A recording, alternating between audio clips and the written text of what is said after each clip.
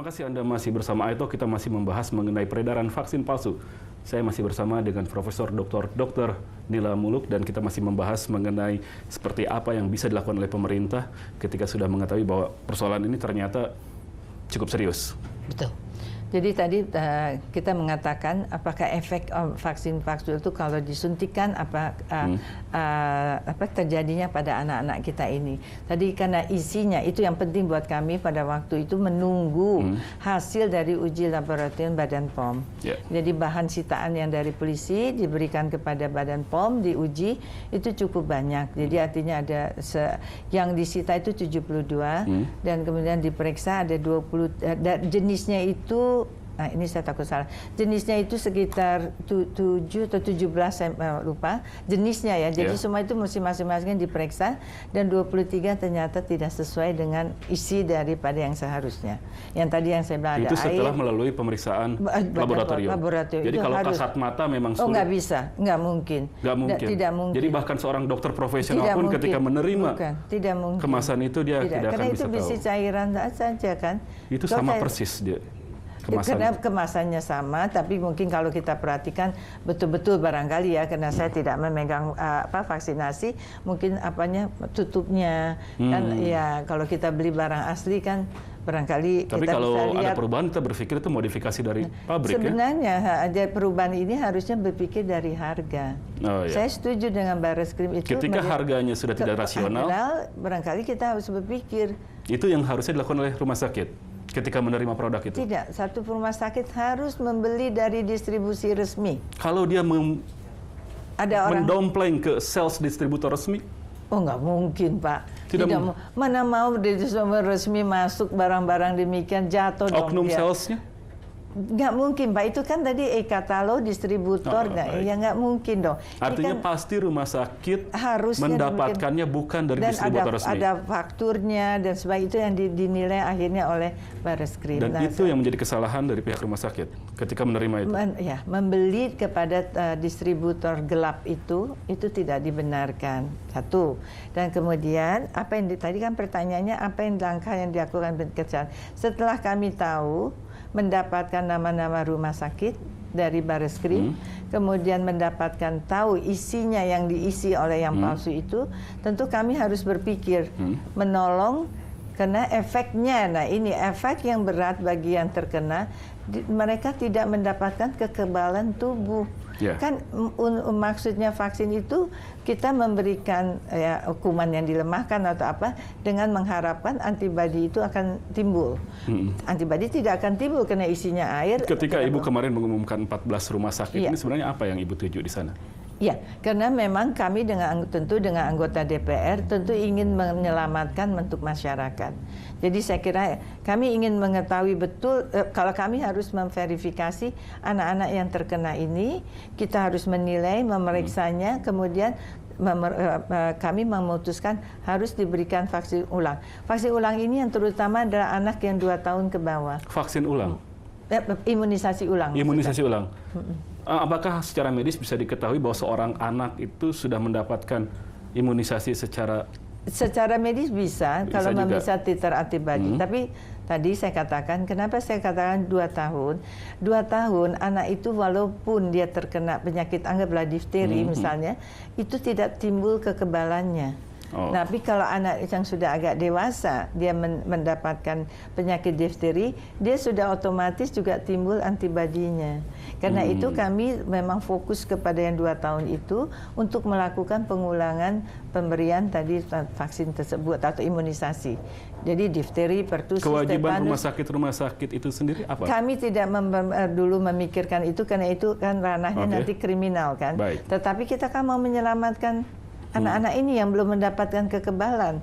Dan bagi yang ragu misalnya juga kami mengatakan silakan karena tidak. Nah ini juga betul. Kalau kita suntik ulang walaupun mungkin dia dapat yang benar, itu antibodinya itu tidak merugikan pada anak tersebut. Jadi misalnya anak saya sudah dapat sebenarnya asli tahun lalu, gitu. Saya ulang lagi itu diperkenankan. Oh, itu tidak masalah juga. Tidak masalah. Karena antibodi itu kan naik dan suatu saat dia juga turun. Jadi kita memang ada booster kan? Apa maksudnya booster? Jadi sekarang anak-anak yang pernah diimunisasi di 14 rumah sakit dan itu, klinik-klinik yang Ibu umumkan itu? Pertama dia juga mungkin betul mendapat yang palsu. Kedua, dia tidak ragu, kita boleh. Kalau menolak pun mau cek sampai antibodi, ya kita periksa dulu. Kemudian ternyata rendah, ya kita bisa berikan. Jadi Dan itu juga secara pedoman yang dikeluarkan oleh Ikatan Dokter Anak Indonesia. Jadi saya tidak bisa menyeragamkan 2 tahun dapat apa saja, nanti lebih baik betul-betul berdasarkan pedoman. Jadi dalam rangka memenuhi kewajiban negara melindungi anak-anak itu dengan imunisasi, negara ambil alih, dengan urusan pidana, Bareskrim dengan rumah sakit itu akan tindak lanjut. Di luar 14 rumah sakit, Ibu melihat tidak ada lagi yang lain? Saya tidak bisa, bukan saya tidak menjawab, tetapi ini adalah tugas kami, tentu Bareskrim yang harus menilai seluruh, kan praduga tidak bersalah dulu. Tentu Bareskrim juga dengan satuan tugas ini sekarang, Satgas ini, kita kan bisa semua bekerja sama. Jadi Badan POM juga turun, mencurigai, mencek ke bawah di mana saja. Dia waktu kemarin mendapatkan 37 titik di mana rumah sakit itu membeli dari distributor yang tidak resmi. Lalu di mana peran dokter di sana? Ketika kemudian dokter juga dinyatakan ada yang sebagai tersangka? Ya, sekarang yang saya mungkin tidak bisa terlalu dalam karena tentu saya tidak menyidik. Tapi ini adalah tentu ranahnya Bareskrim. Mungkin, bukan mungkin, bisa saja dokter itu juga direct membeli kepada distributor gelap. Bisa. Di rumah sakit seorang dokter spesialis saya hanya anak melihat direct membeli ke distributor di TV gelap. Kenapa ada kwitansi dari masyarakat yang ditandatangani oleh dokter. Itu indikatornya? Iya, berarti dia tidak memakai barang rumah sakit, membawa sendiri dan mungkin. Tapi belum tentu juga, mungkin ini asli, tapi apakah palsu. Jadi ini juga karena Ikatan Dokter mengatakan seolah-olah dokter dipojokkan dalam urusan ini. Saya kira ini adalah sidikan dari Bareskrim. Kalau saya tidak bisa mengatakan setiap orang bisa saja berbuat salah. Tapi kan ini nanti praduga tidak bersalah, tetapi kan Bareskrim berhak mengatakan dia mencurigai dan ini dia tahan dulu. Artinya nanti dilihat. Kesalahannya juga bisa berjenjang. Mungkin dokter itu membeli dari distributor yang tidak resmi, tapi vaksinnya asli, bisa saja. Kan itu bisa campur baur, tadi Anda juga bilang bisa campur baur. Tetapi bisa juga dokternya tidak tahu, soalnya yang dikatakan di pojokan, kena beli, tapi kesalahannya kenapa beli dari yang tempat yang gelap. Melihat kasus ini, Ibu merasa sulit nggak sih mengungkap? Saya kira peredaran ini tidak mudah, kalau menurut saya tidak mudah. Kalau kita ikuti follow the money misalnya, siapa mendapatkan apa dari setiap Jadi tahapan? ini ujung-ujungnya kan kalau kita lihat, ya tentu ini penipuan dan ujung-ujungnya juga termasuk Bareskrim melihat dari pencucian uang dan sebagainya. Jadi kita bisa lihat ini memang tidak mudah, tetapi saya sangat tidak menerimanya. Kenapa?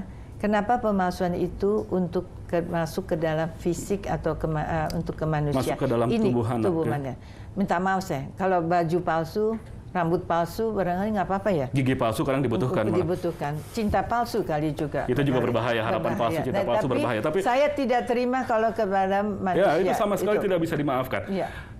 Persoalannya lagi, Bu, apakah pengawasan terhadap rumah sakit juga sudah sedemikian efektif? Karena kemudian kita tahu katanya rumah sakit menjual botol-botol kemasan bekas itu, itu juga ditampung tadi, oleh para pemalsu itu tadi.